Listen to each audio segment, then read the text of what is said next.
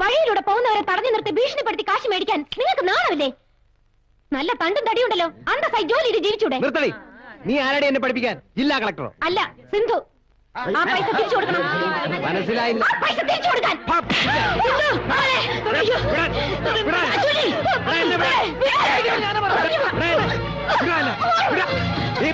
മര്യാദയ്ക്കൂടെ കഴിഞ്ഞോണല്ല കൊന്നുകളെ ഞാൻ. വിടവന്നെ നിനക്കെന്നെ മനസ്സിലായിട്ടേ പുല്ലേ അല്ലേ? ഞാൻ തിരിച്ചു വരുമ്പോ ഇവളിവിടെ കണ്ടുപോയാണ്ടല്ലോ നിങ്ങളെ ഞാൻ കെട്ടുകെട്ടിക്കും. പറഞ്ഞില്ലെന്ന് വേണ്ട. വിടാ വാടാ.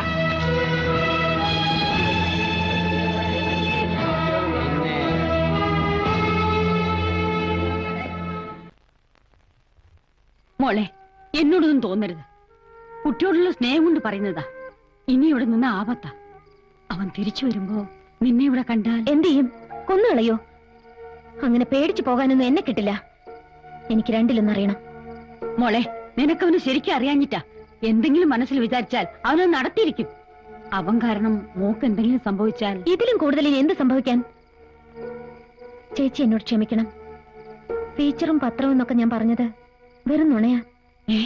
എനിക്കെല്ലാം തന്നു ദൈവം, എല്ലാം. പക്ഷേ സ്നേഹം, ദയ, അത് മാത്രം കിട്ടിയില്ല.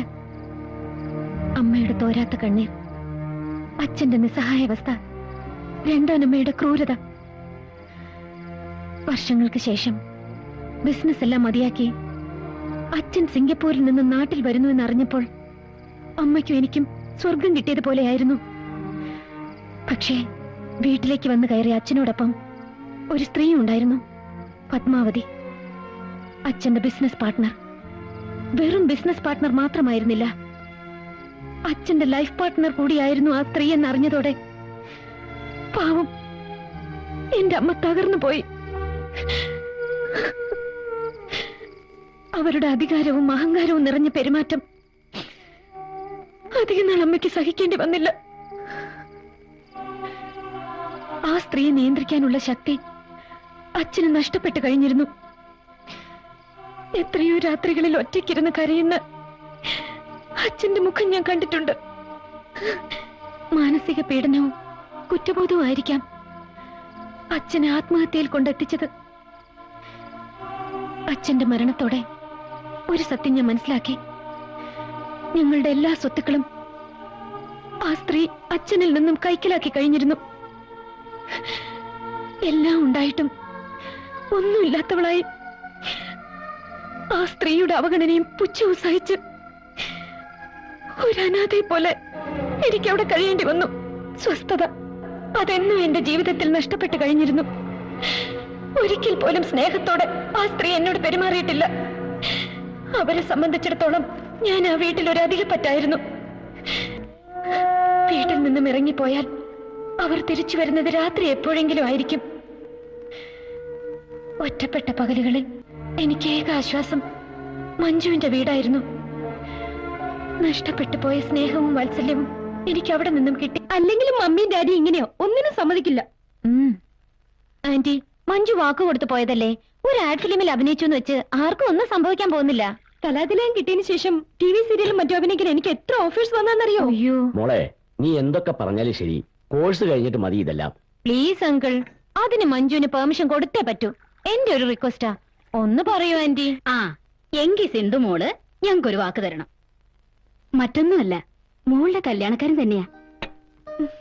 എന്റെ ചേച്ചിയുടെ മോനാ സുരേഷ്, ഡൽഹിയിലെ എയർഫോഴ്സിലാ. അയ്യോ, സുരേഷ് ആ യൂണിഫോം ഇട്ട് നിൽക്കുന്നതാണ് എന്ത് രസമാണെന്നറിയോ? മോള് മറ്റൊന്നും ആലോചിച്ച് വിഷമിക്കണ്ട. ദേ, ചിറ്റയെ കൊണ്ട് സമ്മതിപ്പിക്കുന്ന കാര്യം ഞങ്ങൾ ഏറ്റു. അല്ലേ ദേവകി? വലിയ ആർഭാടമൊന്നുമില്ലാതെ വളരെ ലളിതമായ രീതിയിൽ കല്യാണം നടത്തിയാൽ മതിയെന്ന സുരേഷിന്റെ അഭിപ്രായം. പത്മാവതി അമ്മ എന്ത് പറയുന്നു? ഓ, അങ്ങനെയെങ്കി അങ്ങനെ. ദേവകി, സിന്ധുവിനോട് ചായ കൊണ്ടുവരാൻ പറയ്. സിന്ധു,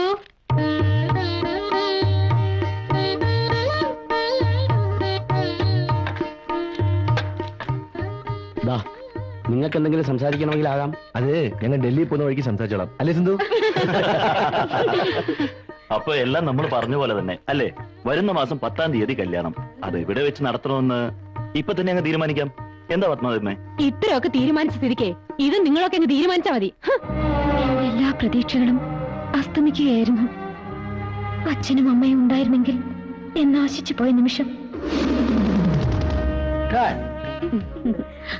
കുട്ടി പോയി ഡ്രസ് ചേഞ്ച് ചെയ്ത് വരും.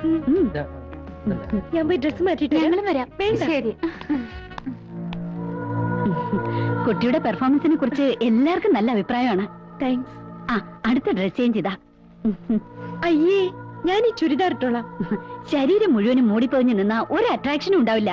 ഇതൊരു ആഡ് ഫിലിം അല്ല കുട്ടി. ആ, ഷൂട്ട് ചെയ്യുമ്പോഴേ പറയണമെന്ന് വിചാരിച്ചതാ. ഇതൊക്കെ മൂടി വെക്കുന്നുണ്ട്. എന്താ ഇത്? ഇതൊന്നും എനിക്കിഷ്ടമല്ല. ഇത്ര മോഡേൺ ആയിട്ട് അഭിനയിക്കണമെന്ന് എന്നോട് പറഞ്ഞിട്ടില്ല. ഈ ഡ്രസ് ഇടാൻ എനിക്ക് ബുദ്ധിമുട്ടുണ്ട്. കുട്ടിക്ക് ഇഷ്ടമല്ലെങ്കിൽ ഞാൻ നിർബന്ധിക്കുന്നില്ല. Take it easy. Okay, bye.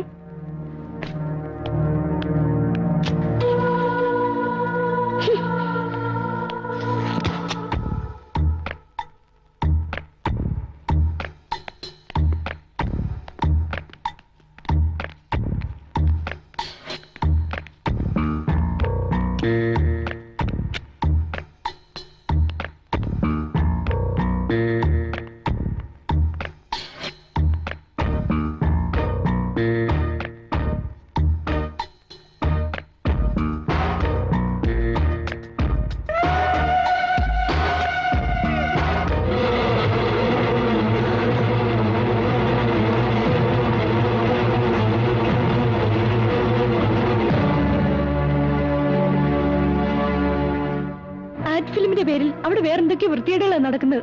നമുക്ക് ഉടനെ പോലീസിൽ വിവരം അറിയിക്കണം. അത് വേണോ? വേണം. നിന്നെ പോലെ ഒന്നും അറിയാത്ത പാവം പെൺകുട്ടികൾ ഇനി അവരുടെ വലയിൽ ചെന്ന് വീഴുന്നതിന് മുമ്പേ പോലീസ് വിവരം അറിയിച്ചേ പറ്റൂ.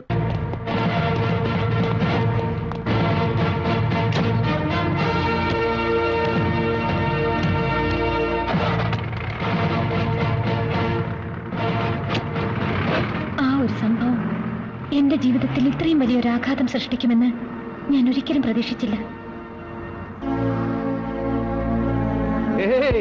ഞാനിവിടെ ഉണ്ടായിരുന്ന ഇങ്ങനെയൊന്നും സംഭവിക്കില്ലായിരുന്നു. ആ സമയത്ത് തിരുവനന്തപുരത്തെ കെട്ടിയെടുക്കണമെന്ന് പറഞ്ഞ് DIGയുടെ ഫോൺ. ഇത്രയൊക്കെ ആളുകൾ ഉണ്ടായിട്ട് എന്ത് പ്രയോജനം? നാറാവുന്നിടത്തോളം നാറിയില്ലേ ഞാൻ? സ്റ്റേഷനിലെത്തും മുമ്പേ ജാമ്യവുമായി ആളുണ്ടായിരുന്നില്ലേ അവിടെ? കേസ് പോലും ചാർജ് ചെയ്യാതെ പുഷ്പം പോലെ ഇറങ്ങി പോന്നില്ലേ ദേവയാനി? ആ സിന്ധു എന്ന പെൺകുട്ടി നേരിട്ട് വന്ന് റിട്ടേൺ കംപ്ലൈന്റ് കൊടുത്ത സ്ഥിതിക്ക് SIക്ക് നടപടി എടുക്കാതിരിക്കാൻ പറ്റുമോ? അതും പുതുതായി ചാർജ് എടുത്ത ഒരാൾക്ക്. എന്നെ അപമാനിച്ചവളെ ഞാൻ വെറുതെ വിടില്ല. ഈ വരുന്ന 27-ാം തീയതി അവളുടെ വിവാഹമാണ്. ആ വിവാഹം നടക്കാൻ പാടില്ല. ഞാൻ അനുഭവിച്ച വേദന, അപമാനം അതവൾ ജീവിതകാലം മുഴുവൻ അനുഭവിക്കണം. സംഭവമല്ല ഒതുക്കിയ സ്ഥിതിക്ക് ഈ ഒരു വാശിയുടെ ആവശ്യമുണ്ടോ? ഉണ്ട്. അല്ലെങ്കിൽ ഈ ദേവയാനി ജീവിച്ചിരുന്നിട്ട് കാര്യമില്ല. സിന്ധു, അവളെ ഞാൻ കുത്തുവാള അടിപ്പിക്കും. ഇതെന്റെ ശപഥമാണ്. പാഞ്ചാലി ശപഥം എന്നൊക്കെ പറയുന്ന പോലെ ദേവയാനി ശപഥം അല്ലേ? അതെ, ഈ ശപഥം നിറവേറ്റാൻ സേതു സാർ എന്നെ സഹായിച്ചേ പറ്റൂ. ദേവയാനി ഇമോഷണൽ ആവണ്ട. അപ്പോൾ നേരെ ദേവയാനിക്ക് എന്താ വേണ്ടതെന്ന് വെച്ചാൽ ചെയ്തു കൊടുത്തേക്ക്. ശരി.